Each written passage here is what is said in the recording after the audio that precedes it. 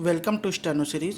यहाँ आपको 80 शब्द प्रति मिनट की डिक्टेशन बोले जाते हैं, जो आपके आने वाले एग्जाम स्टेनो 333 और 1224 के लिए बहुत ही महत्वपूर्ण है।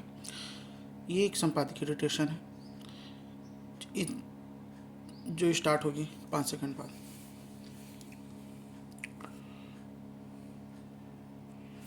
स्टार्ट।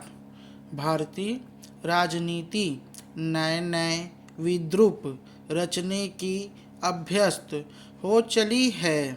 शनिवार को राष्ट्रपति द्रौपदी मुर्मू ने पश्चिम बंगाल में अपने कार्यक्रम से जुड़ी जो टिप्पणी की, उसमें उनकी पीड़ा की अभिव्यक्ति देखने के बजाय राजनीति के बिंदु खोजने की चेष्टा हो रही है, और इसकी जितनी भी निंदा की जाए वह कम है।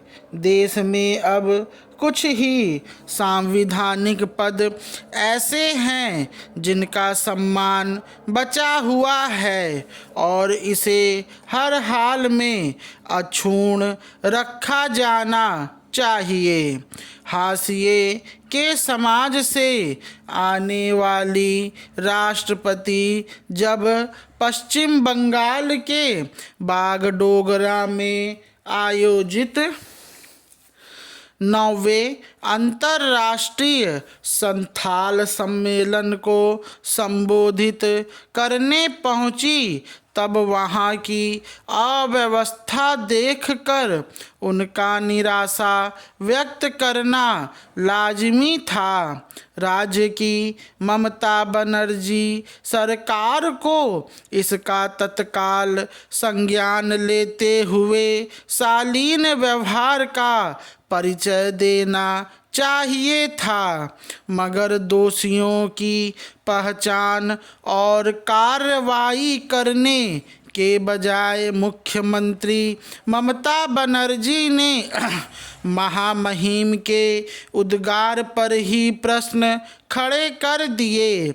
अपनी सोशल मीडिया पोस्ट में उन्होंने लिखा कि कार्यक्रम की आयोजक एक निजी संस्था थी और जिला सुरक्षा अधिकारियों ने मौके का मुआयना करने के बाद राज्य सरकार को जो सूचना दी थी, उसके बिना पर उनकी सरकार ने राष्ट्रपति सचिवालय को बाकायदा पत्र और टेलीफोन के जरिए अपर्याप्त तैयारी की सूचना दी थी।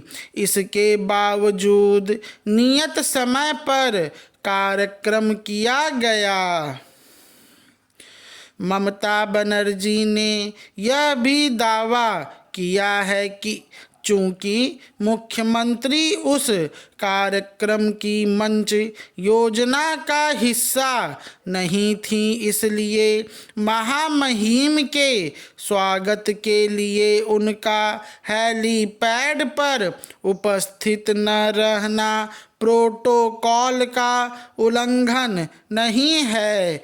मुख्यमंत्री के अपने तर्क हो सकते हैं, मगर राष्ट्रपति देश की प्रथम नागरिक हैं। किसी सियासी पार्टी से अब उनका कोई ताल्लुकात नहीं है, तो क्या यह शिष्टाचार का तकाजा नहीं था कि उनकी अगवानी के लिए प्रदेश के किसी वरिष्ठ मंत्री को अधिकृत किया जाता? ममता मंत्रिमंडल में 50 से भी अधिक मंत्री हैं।